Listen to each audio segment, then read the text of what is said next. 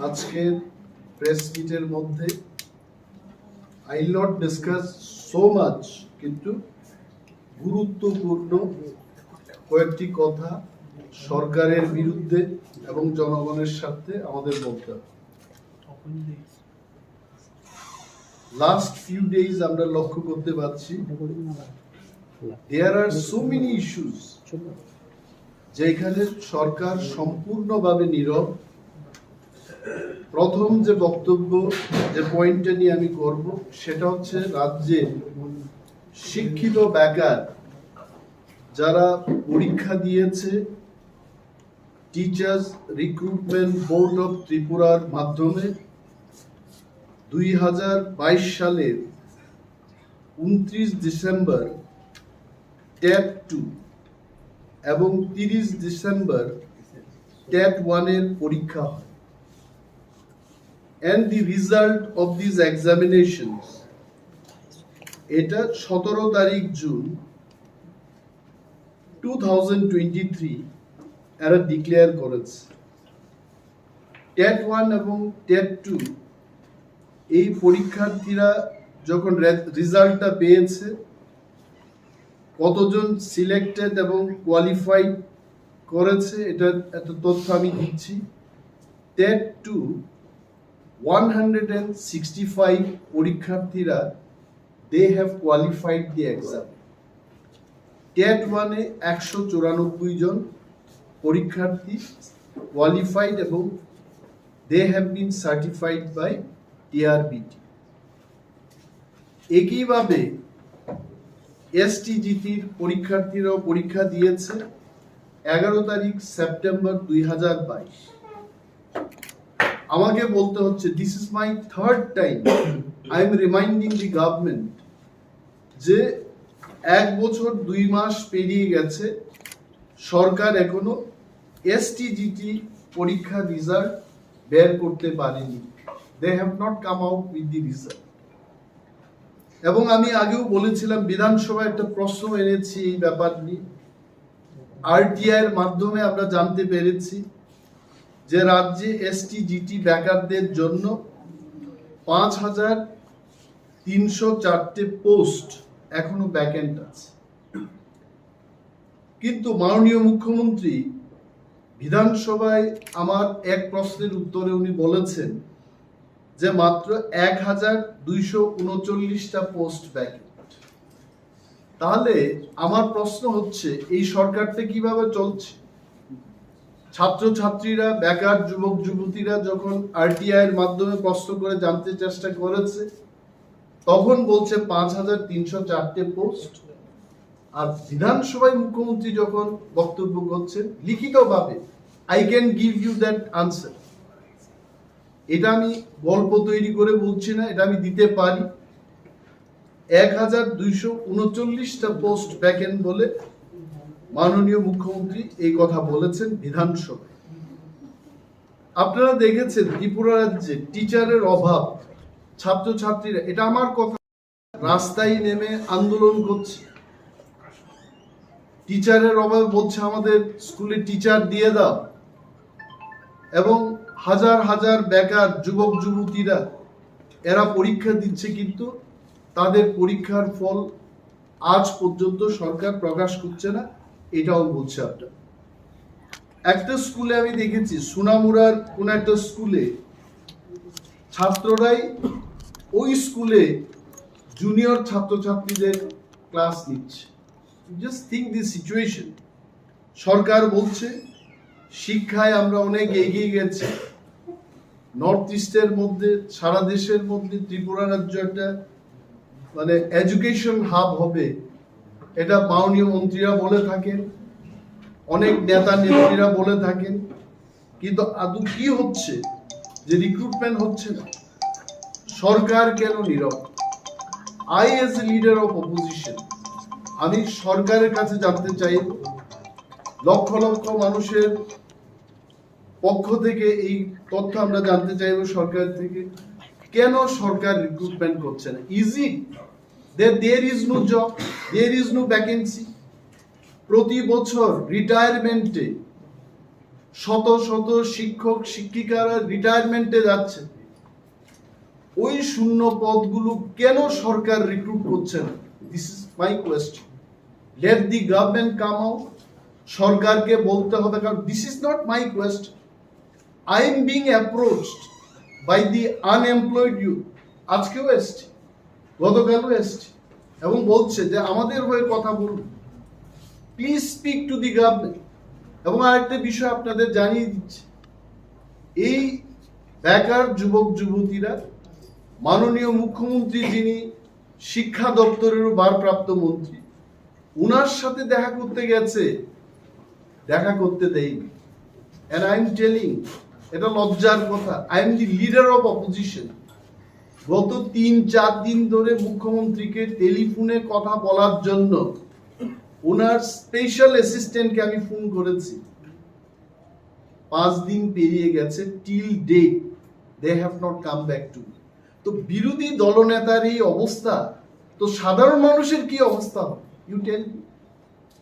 আমি যদি নাম দিয়ে বলি, Kamal Mallick is definitely special assistant of honourable chief minister doctor Manik Shah.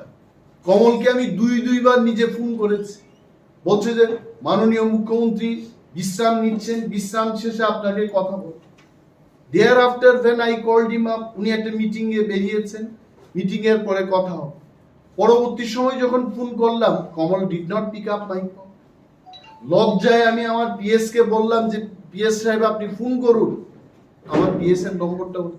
This is the situation in the state.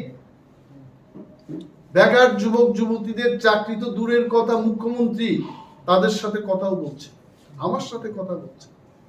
বলতে হবে, বলার একটা স্পেস থাকতে হবে। Late the people of the state know about it. দ্বিতীয়ত, এখানে যদি কেউ জিজ্ঞেস করে যে কতটা চাকরি দিতে পারে, I have collected from all my sources, রাজ্য সরকার যদি চেষ্টা করে 50,000 চাকরি দিতে পারে, মিনিমাম 50,000 মোর চাকরি ত্রিপুরাই দিতে পারে। Why they are not doing? কেন দিচ্ছে না? আমি যেমন জানি না, রাজ্যের লক্ষ লক্ষ মানুষ এটা জানে না। Let the government come and give their statement. আমরা জানতে চাইবো সরকারের থেকে কেন তারা রিক্রুটমেন্ট করছে।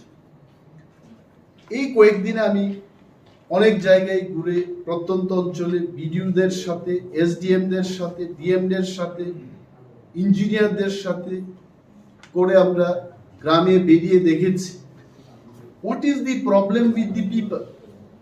প্রথম যে প্রবলেমটা হচ্ছে ড্রিঙ্কিং ওয়াটার। রাজ্য সরকার বোর্ড লাগিয়ে বলছে যে 2022 সালের মধ্যেই নাকি তারা, 22 সাল তো চলে গেছে, প্রতিটি ঘরে জলের ব্যবস্থা করে দেবে। কোথায় হয়েছে? 2023টাও চলে যাবে।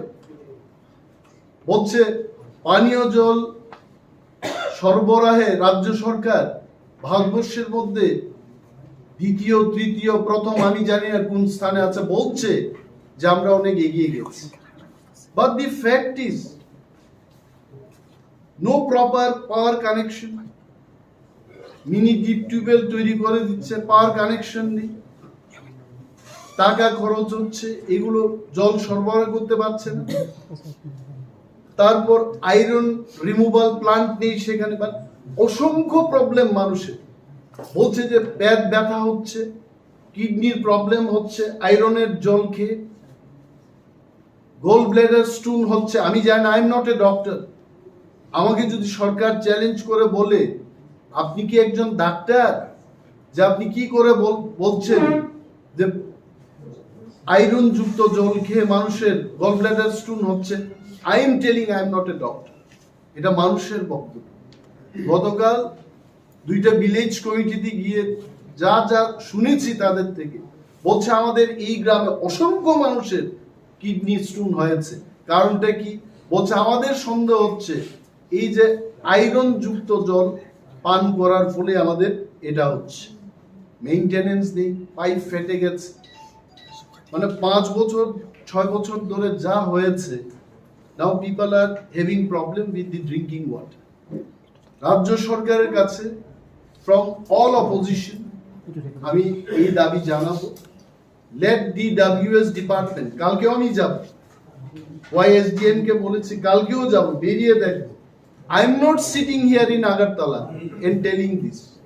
মাননীয় মুখ্যমন্ত্রী উনি বিভিন্ন ক্লাবে বেরিয়ে যেভাবে ক্লাব সম্পর্কে ওনার অভিজ্ঞতা হয়েছে, রাজ্যের বিভিন্ন প্রান্তে গিয়ে মানুষের সাথে কথা বলে আমাদেরও একটা অভিজ্ঞতা হয়েছে মানুষ কোন জায়গায় আছে। ড্রিঙ্কিং ওয়াটার, স্নানের জলের কথাই বলছি না, পানীয় জল, এই পানীয় জলের সংকটে মানুষ প্রত্যন্ত অঞ্চলে ভুগছে এবং সরকার সেখানে কিছু করছে। এটা আমার দাবি থাকবে যে সরকার এই ব্যাপারে কঠোর পদক্ষেপ যেন গ্রহণ করে। আর একটা বিষয় দেখেছি যে শত শত মানুষ আসছে বলছে যে আগেকার কথাই তারা বলছে যে বিপিএল কার্ডের একটা কোটা, সেখানে যে ওল্ড এজ পেনশনের ক্ষেত্রে ব্লকগুলো নির্দিষ্ট একটা কোটা করে দিত যে এই বছর 300টা বা 400 ভিডো পেনশন হবে, ডিসএবিলিটি পেনশন হবে, প্রধানমন্ত্রী আবাস যোজনায় 400টা ঘর হবে। বিডিও সাহেবরা আমাকে বলছেন জনগণের সামনে বসে যে এইবার আমরা সেই ধরনের কোনো কোটাই পাই না। What the government is doing? গভর্নমেন্টে কি করছে? আমি খোয়াইয়ের একজন ডিসেবল ছেলে এসে বলছে যে আমাকে বলছে আগরতলায় যাওয়ার জন্য, ডিসেবিলিটি সার্টিফিকেট নেওয়ার জন্য আসারামবাড়ির একটা ছেলে আগরতলায় এসে তাকে সার্টিফিকেট দিতে হবে। আমি কারণ জানতে চেষ্টা করলাম কেন, বলছে ডিসেবিলিটি ডিটেকশনের জন্য একটা বোর্ড থাকে, ডিডিআরস। এই যে সার্টিফিকেট যারা দেয় এরা আগরতলায় এদের একটা অফিস আছে, খোয়াই কোনো এদের অফিস। তা এইভাবে কি আগরতলায় বসে সারা খোয়াই মহকুমা, তেলিয়ামুড়া মহকুমা সহ সদর এলাকার সমস্ত ডিসেবল ব্যক্তিদের সার্টিফিকেট এরা প্রদান করবে? এটা সম্ভব হবে? রাজ্যের লোক সংখ্যা কোনো এক সময় 20 লক্ষ ছিল, আজকাল রাজ্যের লোক সংখ্যা কোথায় গিয়ে দাঁড়িয়েছে? So this is the situation with the government. এবং মানুষ কিন্তু হাহাকার, ভিডিওরা এসডিএমরাও বলছেন যে আমাদের করার কিছু নেই, এই ব্যাপারে আপনারা কিছু কথা বলুন। And I am bringing to the notice of the government, Honorable CM, উনি মিটিং করছেন ঠিকই, ছবি দিয়ে প্রচার করছে, প্রধানমন্ত্রী মুখ্যমন্ত্রীর ছবি দিয়ে প্রচার করছে, বাট কাজের কাজ কিছুই হচ্ছে না। আই এম টেলিং এই ডেভেলপমেন্ট ওনারা বলছেন এটা পোস্টার এবং কাগজেই হচ্ছে, রাজ্যের টাকা রাজ্যের বাইরে চলে যাচ্ছে। অনেক কন্ট্রাক্টের কাজ কারা করছে? বাইরের মানুষ এসে করছে এবং এই রাজ্যের টাকা বাইরে চলে যাচ্ছে। গভর্নমেন্ট কি বলবে? গভর্নমেন্ট বলছে আমাদের উন্নয়ন হচ্ছে পোস্টারে। কত ঋণ নিয়েছে গভর্নমেন্ট আপনারাও জানেন, আপনারা সাংবাদিক, ইউ নো যে এই 6 বছরে রাজ্যের ঋণের পরিমাণ দ্বিগুণ বেড়েছে। It has increased. আমি বলবো না যে বামফ্রন্ট সরকার খুব ভালো কাজ করে গেছে, কিন্তু বামফ্রন্ট যা ঋণ নিয়েছে এই ঋণটা 6 বছরে বিজেপি আইপিএফটির সরকার দ্বিগুণ পরিমাণ ঋণ নিয়েছে। I am sure most of the people they don't know that. তারপরেও শুধু পোস্টারেই হচ্ছে এই উন্নয়ন, মানে গ্রামে গঞ্জে গিয়ে সেই উন্নয়ন আপনারা দেখবেন না। প্লিজ কাম উইথ মি, আমি কালকেও যাব। Come and see the real picture. তারপর দেখুন এই যে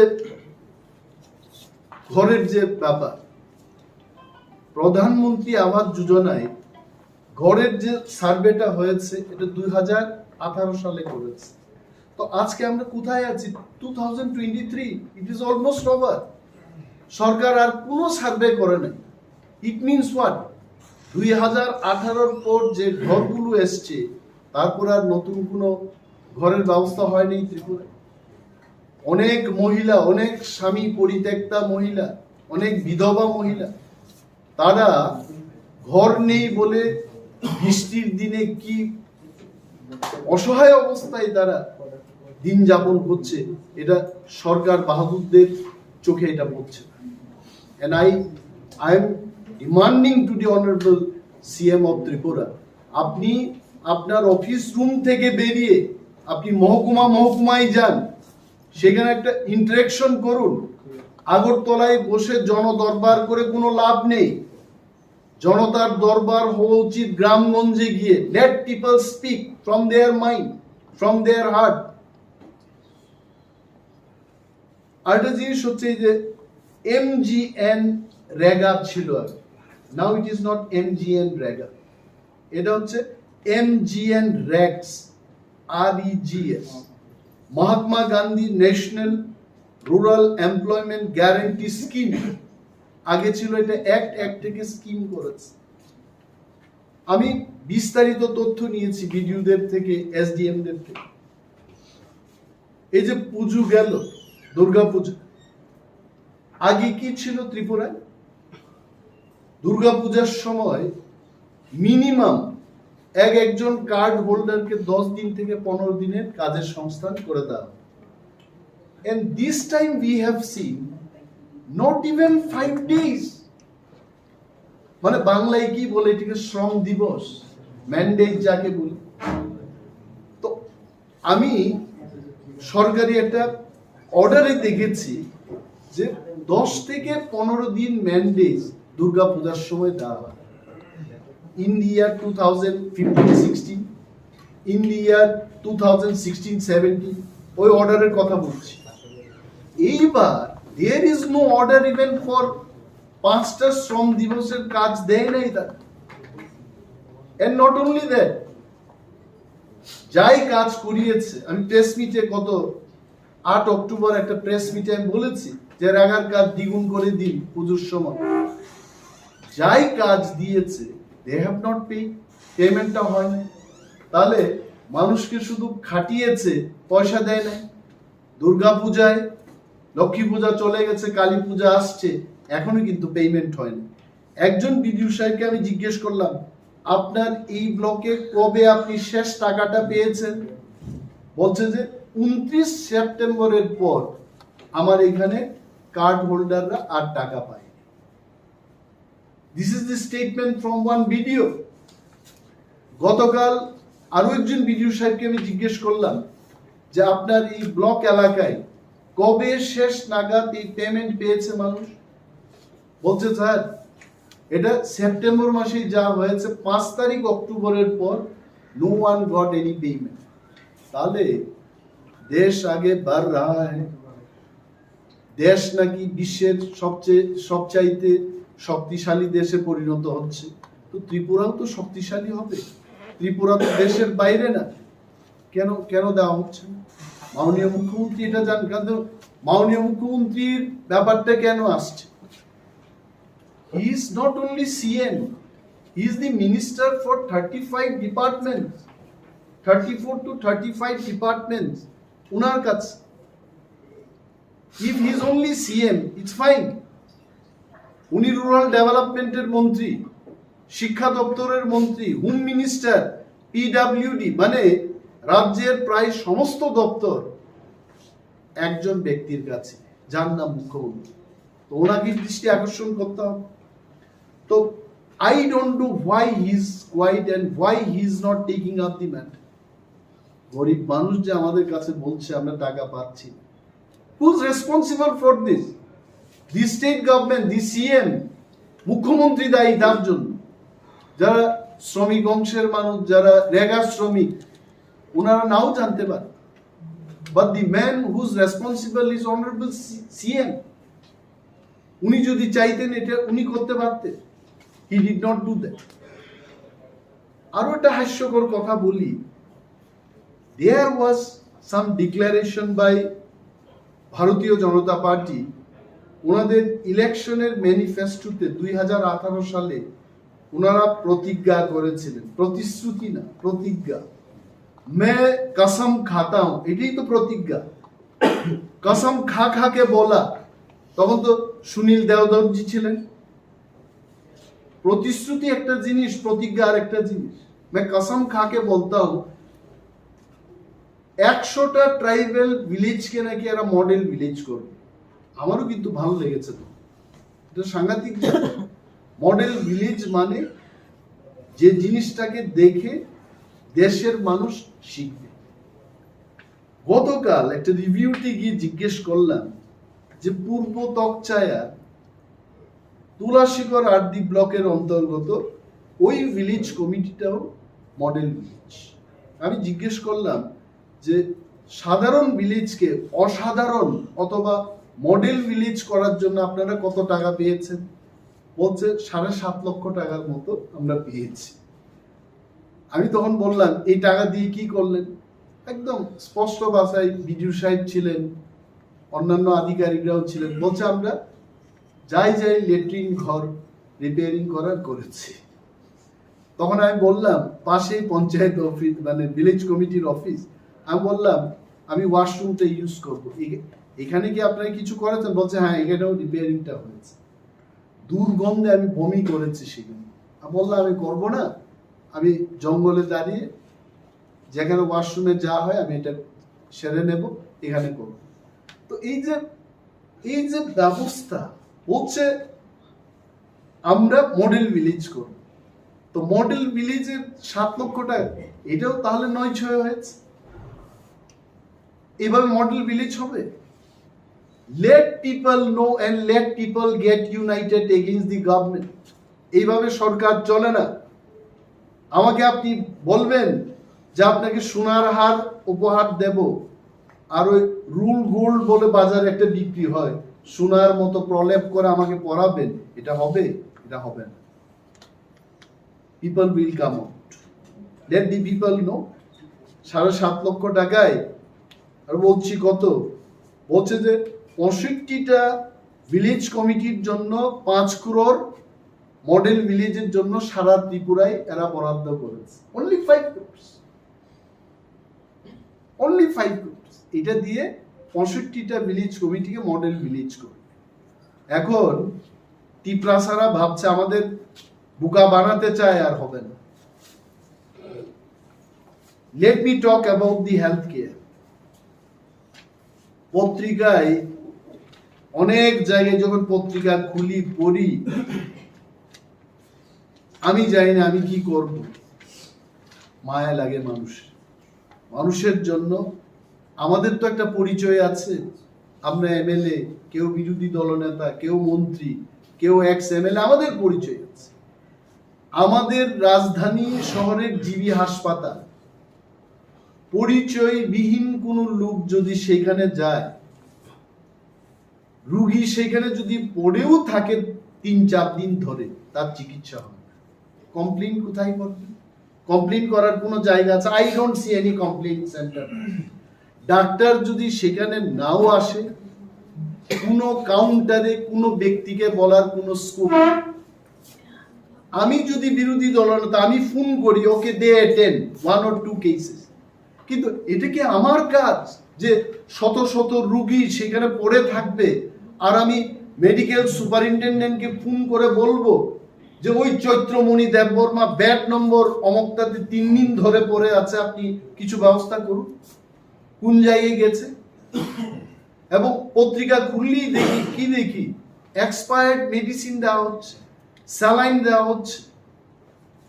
আর হাসপাতালগুলিতে আর ওষুধ কিনতে হবে, এটা ঠিক আছে, তুলা মানে কটন, নিডল সবকিছু কিনতে হচ্ছে। তো রাজ্য সরকারের ভূমিকাটা কোথায়? Where is your rule? কোনো রুল নেই, সরকার কিছু বলছে না। মানুষ বলছে, পত্রিকা, ধন্যবাদ সাংবাদিক বন্ধুদের, আপনারা লিখছেন, যেখানে আমরা যেতে পারছি না আপনারাও সংগ্রহ করে বলছেন যে এক্সপায়ার্ড মেডিসিন দেওয়া হচ্ছে। Who's looking after of the department? Again CM. উনি নিজেও একজন doctor, he knows what is the impact of expired medicine. শুধু তা না, আরো একটা জায়গায় আসছে। আপনারা জানেন যে আরো আগামী 2 বছরের জন্য রাজ্য সরকার ওষুধের একটা ভান্ডার স্টক করবে। তো 2 বছরের জন্য টেন্ডার হয়েছে। যারা টেন্ডার পেয়েছে, যে পার্টি টেন্ডার পেয়েছে, আপনারা নাম জানেন? নাম হচ্ছে বর্ধমান ফার্মা। এবং এই বর্ধমান ফার্মার নামটা ডক্টর অশোক সিনহা, যিনি আজকে বিজেপির একজন নেতা, doctor Ashok Sinha is also planning বোর্ডের, রাজ্যের প্ল্যানিং বোর্ডের ভাইস চেয়ারম্যান। এই পদটা কিন্তু ক্যাবিনেট মিনিস্টার র্যাঙ্কের দায়িত্ববান একটা পোস্টে উনি রয়েছেন। উনি সিপিএম এর আমলে, বামের আমলে এই বর্ধমান ফার্মা যখন মেডিসিন সাপ্লাইটা দেয় ত্রিপুরায়, তখন কি হয়েছে, দেখেছে যে কোয়ালিটি মেডিসিন তারা দিচ্ছে না এবং তাদের সঠিক ডকুমেন্ট ছিল না এবং মেডিসিনের কোয়ালিটি ভালো না থাকে, সুপ্রিম কোর্ট পর্যন্ত সেই কেস গেছে বর্ধমান ফার্মার বিরুদ্ধে। এবং নট অনলি দ্যাট, গত 2022 সালে এই বিজেপি আইপিএফটি সরকার বর্ধমান ফার্মার বিরুদ্ধে সিবিআই কে এই কেসটা দিয়েছে যে আপনারা তদন্ত করুন। বাট আশ্চর্যের বিষয় হলো যে এই 2 বছরের জন্য, আগামী 2 বছরের জন্য যে মেডিসিনটা কিনবে, এই বর্ধমান ফার্মাই দিয়েছে। আমার কাছে যতটুকু খবর, ডোন্ট ইউ গেট সারপ্রাইজ? খবরে কি বলেছে, একটা পত্রিকায় দেখেছি, I can't remember which paper, ওই পত্রিকায় লিখেছে যে ওষুধ কেনার জন্য যখন টেন্ডারিংটা হয়, 80টা কোম্পানি সেখানে অংশগ্রহণ করে, বিগ লার্জ নাম্বার, 80টা কোম্পানি। কিন্তু 80টা কোম্পানি থেকে টেকনিক্যাল বিডিং পরীক্ষা নিরীক্ষা করে দেখেছে 48টা কোম্পানি কোয়ালিফাই করেছে। ওই 48টা কোয়ালিফাইড কোম্পানির মধ্যেও মাত্র 43টা কোম্পানিকে এরা সিলেক্ট করেছে। কেন করেছে, কেন করেছে এখন প্রশ্ন উঠছে। কিছু এজেন্ট আছে, এজেন্টের নামটা আমি দিয়েছে, ওই এজেন্ট যাকে বলেছে ওই লোকগুলি নাকি সেখানে 17+26, আমার মনে হচ্ছে 17+26, 43। তো বাকি 5টা কোম্পানি গেল কোথায়? After qualifying in the technical bid, ওই 5 জন বাদ পড়েছে, কারণ they have not been recommended by the agent.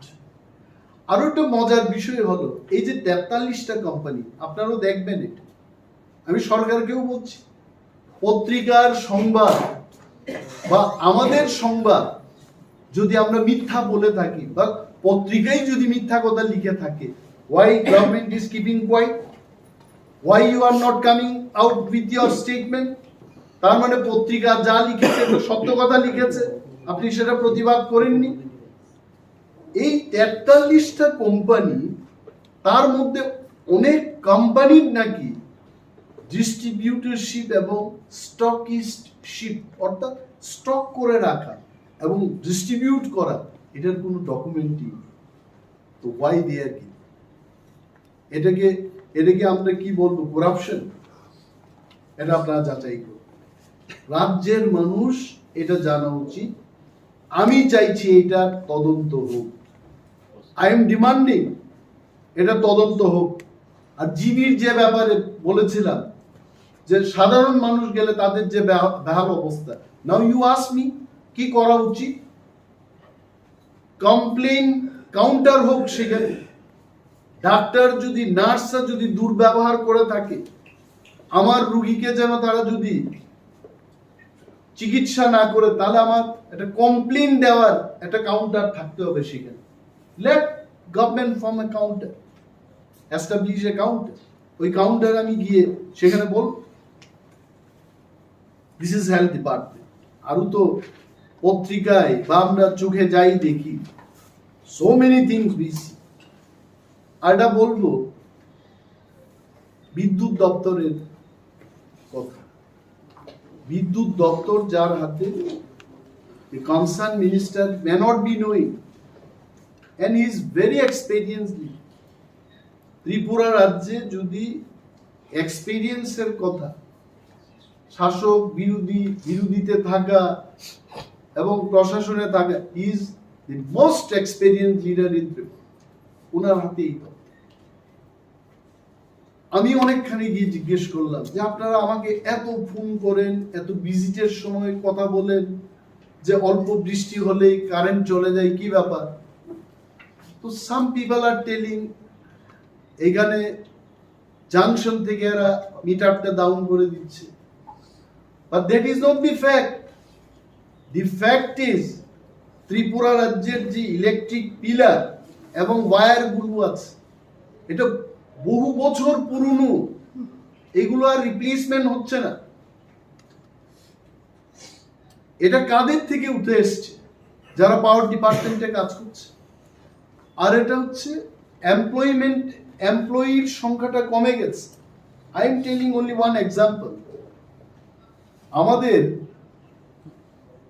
Khowai sub division অফিসে পাওয়ার ডিপার্টমেন্টে সেইখানে আগে 65 জন লোক কাজ করতো এই সার্ভিসিং সেক্টরে পাওয়ার ডিপার্টমেন্ট।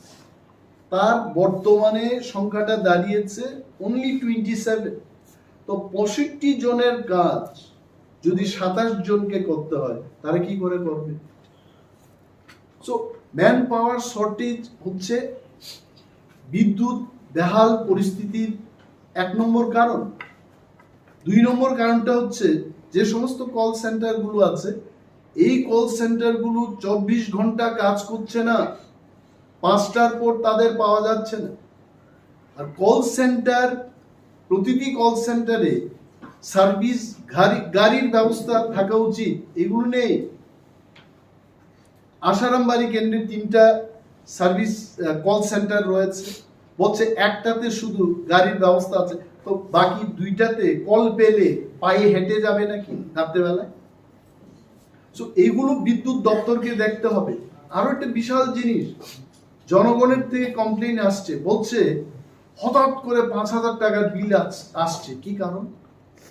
কারণ যারা মিটার রিডিং করে বিলটা তৈরি করবে এরা 3 মাস 4 মাস বাদে বাদে গিয়ে বিলটা করছে। This is a fact. আমি মাননীয় মন্ত্রী মহোদয় শ্রী রতনলাল নাথ মহোদয়কে আমি অনুরোধ করব, আমি দাবি জানাচ্ছি আপনাদের কাছে, আপনারা দেখুন এই ব্যাপারটা। কারণ মিটার, তখন আমি জিজ্ঞেস করলাম কেন আপনারা মিটার রিডিং করে বিলটা করছেন না? বলছে আমাদের কাছে স্পট বিলিং মেশিনটা নেই, আমাদের দরকার 12টা, আমাদের কাছে আছে 5টা। তাহলে তো 12টা যেখানে তাদের বিলিং মেশিন দরকার, স্পট বিলিং মেশিন, 5টা দিয়ে কি করে করবে? 2-3 মাস বাদে বাদেই করবে। এই যে ব্যবস্থা, এটার থেকে উত্তরণ করার ব্যবস্থা কে করবে? সরকার করবে। Now come to the point of law and order situation.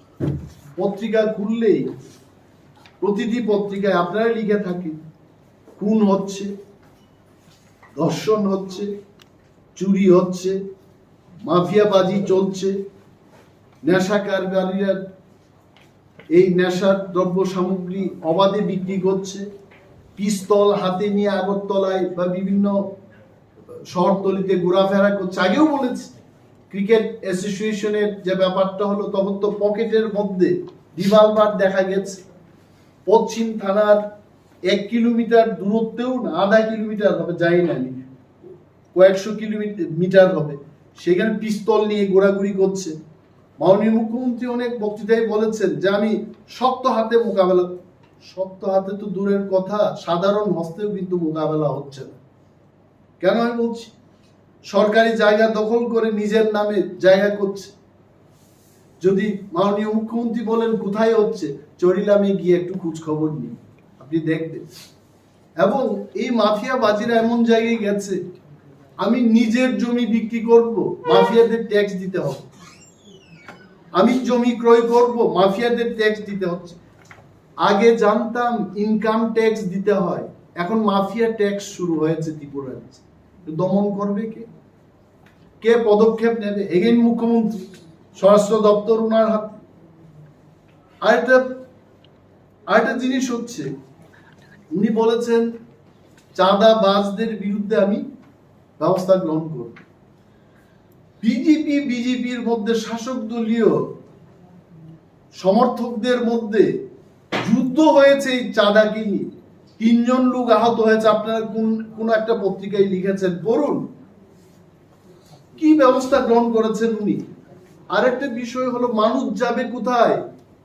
মাননীয় মুখ্যমন্ত্রী, আপনি চুপ খুলে একটু দেখুন, মানুষ যখন যাচ্ছে পুলিশের কাছে কমপ্লেইন দিতে, এফআইআর দিতে, পুলিশ কিন্তু এফআইআর এর কপি দিচ্ছে না, রিসিট কপি দিচ্ছে না, বলছে এসডিপিও সাহেব দেখবেন, এসপি সাহেব দেখবেন, তারপর আপনাকে দেওয়া হবে কিনা আমরা সিদ্ধান্ত নেব।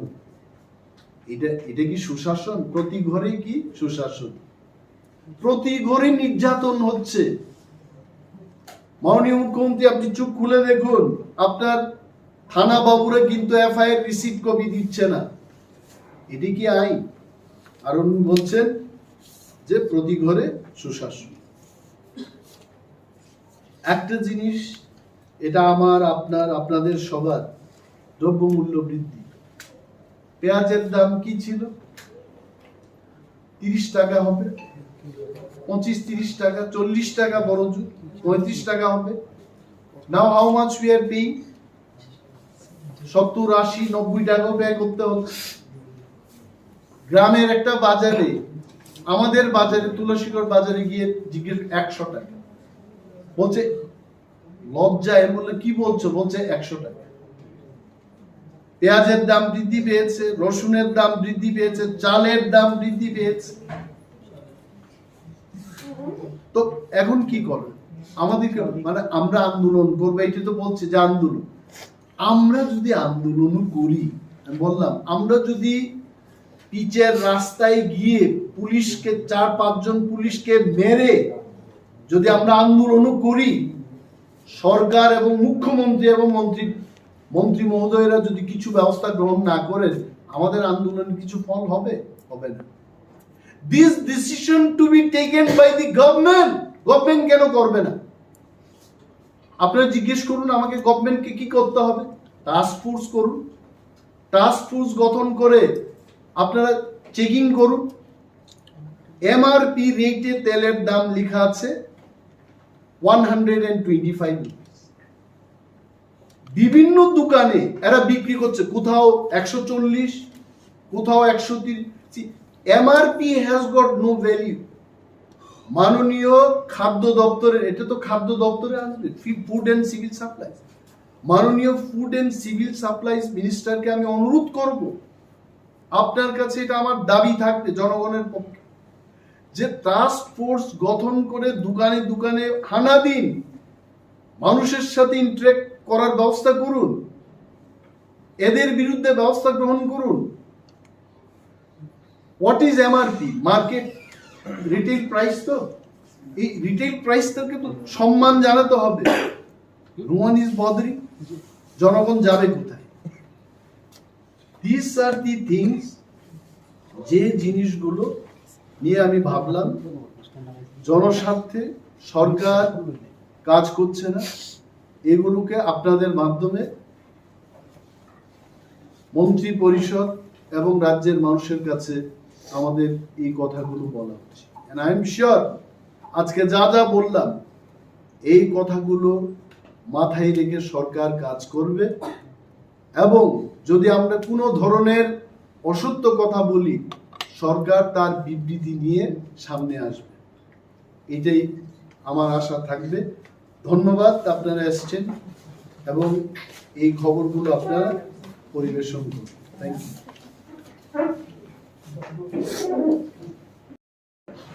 উনি বেশ কিছু, প্রায় সমস্ত ডিপার্টমেন্টের রিভিউ মিটিং করেছেন, যেটা বললেন। তো সেখানে উনি বলেছেন যে গভর্নমেন্ট একটা সিদ্ধান্ত নিয়েছে যে finance department will be in the loop of everything that is going on, এবং কিছু কিছু দপ্তরের মধ্যে কিছু কাজ দেখা গেছে যেগুলো is going on slower than anticipated.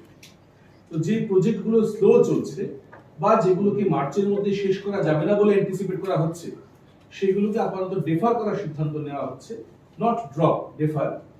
এবং সেই ফান্ডটাকে বাকি যে প্রজেক্টগুলো প্রমিসিং সেটা হয়তো ডাইভার্ট করা যেতে পারে, এরকম একটা সিদ্ধান্ত নেওয়া হয়েছে। সেটার জন্য রিপোর্ট একটা চাওয়া হয়েছে, পরবর্তী মাসের মধ্যে সেই রিপোর্টটা আসবে। তো আপনি বিভিন্ন দপ্তরের মধ্যে কাজের প্রোগ্রেস নিয়ে, স্পেস নিয়ে, পেস অফ ওয়ার্ক নিয়ে বলেছেন। তো এই যে সিদ্ধান্তটা ওরা নিয়েছেন আজকে, do you think somewhere down the line there is a possibility that the government is slowing down, there is a lack of work, the government is also accepting the fact? What do you think about that?